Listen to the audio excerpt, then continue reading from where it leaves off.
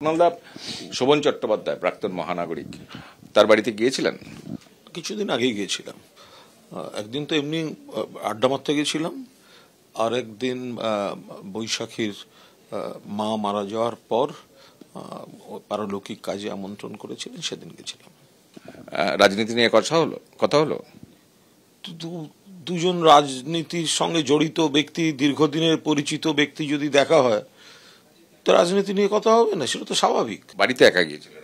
হ্যাঁ, আমি একাই গেছিলাম। আমি জাস্ট গপ্প করছিলাম, নানা রকম বিষয়ে আলোচনা হচ্ছিল। উনি কি তৃণমূলে ফিরছেন? এই জল্পনা দীর্ঘদিনের চর্চিত। সুবর্ণ তো তৃণমূলের ওর গোটা অস্তিত্বটা নিজে তৃণমূলেই ভাবে। এখন টেকনিক্যালি কখন কি হবে না হবে সেটা আমার এখতিয়ারে পড়ে না, ওটা আমাদের সর্বোচ্চ নেত্রী যখন সিদ্ধান্ত নেবেন, যেভাবে সিদ্ধান্ত নেবেন সেই বিষয়। আমি এইটুকু বলতে পারি যে নিশ্চিতভাবেই দুজনের মধ্যে যোগাযোগ আছে। মানে মমতা বন্দ্যোপাধ্যায়, শোভন চট্টোপাধ্যায়? শোভন চট্টোপাধ্যায় মমতা বন্দ্যোপাধ্যায়কে নেত্রী বলে মনে করেন, দিদি বলে মনে করেন, এবং মমতা বন্দ্যোপাধ্যায়ও তাকে ভাইয়ের মতোই স্নেহ করেন, এইটুকু জানি। এবার টেকনিক্যালি ওই তৃণমূলে ঢোকা ফেরা ইত্যাদি এইগুলো বলাটা আমার এখতিয়ারে পড়ছে না। আপনার প্রশ্নের উত্তর আমি এইটুকুই বলতে পারি, আমি যেটুকু জানি নিশ্চিতভাবেই দুজনের যোগাযোগ আছে। লাস্ট হচ্ছে, আপনি যে গিয়েছিলেন ওনার বাড়ি, সেটা কি মমতা বন্দ্যোপাধ্যায়ের নির্দেশে বা না নিজের সিদ্ধান্তে? না, কারণ নির্দেশে নয়, কিন্তু আমি ওনার বাড়ি তো দু চারবার যাওয়া হলো। একটা বিষয় ছিল, মানে একটু কথা বলার, শোভনদাও চাইছিল, আমার মনে হলো ফোনে সব কথা হয় না, তো আমরা কথা বলছিলাম, সুন্দর কথাবার্তা হলো, ফিশ ফ্রাই খাওয়ালো। যিনি তৃণমূলে আছেনই বলছেন, তাহলে তৃণমূলে অফিসিয়ালি যোগদান এত বিলম্ব হচ্ছে কেন বা দেরি হচ্ছে কেন?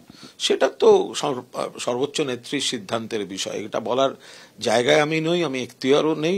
এবার কোনো না কোনো নানা সমস্যা, কিছু ব্যক্তিগত সমস্যা ইত্যাদি ইত্যাদি, ও একটুখানি প্রত্যক্ষ রাজনীতি থেকে ছিটকে গেছে, দলটাও বদল করে ফেলেছিল, কেন করেছিল ঈশ্বর জানে, কিন্তু ওই সব কালচারে ও টিকতে পারেনি, পারার কথাও নয়। ফলে ও নিজেকে তৃণমূলী ভাবে, মমতা বন্দ্যোপাধ্যায়ের অনুগত সৈনিকই ভাবে। এবার সেটা টেকনিক্যালি দলের বৃত্তে, দলের গণ্ডিতে কি হবে সেটা বলার এখতিয়ার আমার নেই, সেটা নেত্রী যা সিদ্ধান্ত নেবেন সেইভাবে হবে। শোভন চট্টোপাধ্যায়কে দলে ফেরাতে কি তৎপরতা শুরু হয়েছে তৃণমূলে? কারণ জল্পনা বাড়িয়ে কদিন আগে এই বাড়িতে, শোভন চট্টোপাধ্যায়ের গোলপার্কের বাড়িতে ঘুরে গেছেন কুণাল ঘোষ। আমাদের সঙ্গে রয়েছেন প্রাক্তন মহানাগরিক শোভন চট্টোপাধ্যায়। শোভনদা, কুণাল দাস ছিলেন? হ্যাঁ, মাঝে মাঝেই আছে। রাজনৈতিক কথা হলো? আচ্ছা, সত্যি কুণালদা থাকলে আর রাজনীতির সম্বন্ধে কৌতূহল থাকবে না, আর কুণালদার সঙ্গে আলোচনা হবে না, তা হয়? মমতা বন্দ্যোপাধ্যায়ের সঙ্গে এখনো যোগাযোগ বা ফোনে কথা হয়? হ্যাঁ, মমতাদির সঙ্গে তো কোনোদিন আমার কথাবার্তা বন্ধ হয়নি। আনন্দ হলে, দুঃখ হলে, মমতাদি কোথাও আঘাত পেলে, কঠিন সময়ের এলে, তখন আমি আমার নিজের অভ্যেসে আমি আমার ধারণা ব্যক্ত করব না। কুণাল ঘোষ ছাড়া আরো কোনো তৃণমূল নেতা এসেছিলেন শোনা যাচ্ছে? এসেছিলেন? দেখুন, অনেকেই আসেন, অনেকের সঙ্গেই কথা হয়, সামগ্রিক অবস্থা নিয়ে পর্যালোচনা হয়, মতের বিনিময় তো খুব ভীষণভাবেই হয়। এত যখন হচ্ছে মতের বিনিময়, তাহলে তৃণমূলে ফেরানো হচ্ছে না কেন? দেখুন, এইটাই হলো মূল সমস্যা। আপনি যে প্রশ্নটা কঠিন প্রশ্ন করলেন, মমতাদি তার পরিকল্পনা কিভাবে করবেন না করবেন, কখন সময়, সেই মহেন্দ্রক্ষণ মমতাদি জানেন। ন্যাচারালি যদি মমতাদির কখনো ইচ্ছে হয়, সেই ইচ্ছেকে কোনো দিন আমি দূরে ঠেলে দিইনি, আর কখনো দেবও না। সামনে 21শে জুলাই, আগে তো অতীতে বারবার গেছেন, প্রতি বছর গেছেন, তো এক্ষেত্রে 21শে জুলাই যাবেন? আর নিশ্চয়ই আমার যাওয়ার ইচ্ছে খুব, এবং যাবার ওই দিনে কি জয়েন করবেন নাকি? আবার বলছি, জয়েনটা করাটা হলো তৃণমূল কংগ্রেস দল আর আমি, এটা পরস্পরের পরিপূরক, কিন্তু এই পরিপূরকতাটা কবে বাস্তবায়িত হবে, যেটা আপনারা সক্রিয় নিষ্ক্রিয় ভূমিকার কথা বলেন, সেই জায়গায় দাঁড়িয়ে সেই সমস্ত সিদ্ধান্তটাই কিন্তু তৃণমূল কংগ্রেসের নেত্রী বা আমার দিদি মমতা ব্যানার্জি।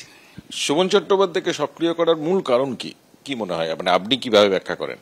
শোভন চট্টোপাধ্যায় আবার তৃণমূলে ফিরলে কতটা তৃণমূলের লাভ হবে, কিভাবে লাভ হবে? যদি আমাকে কাজে লাগে তবেই তো মমতাদি কিভাবে লাগাবেন, কিভাবে করবেন, সেটা তো মমতাদি আমার চেয়ে অনেক বেশি বেশি করে বোঝে।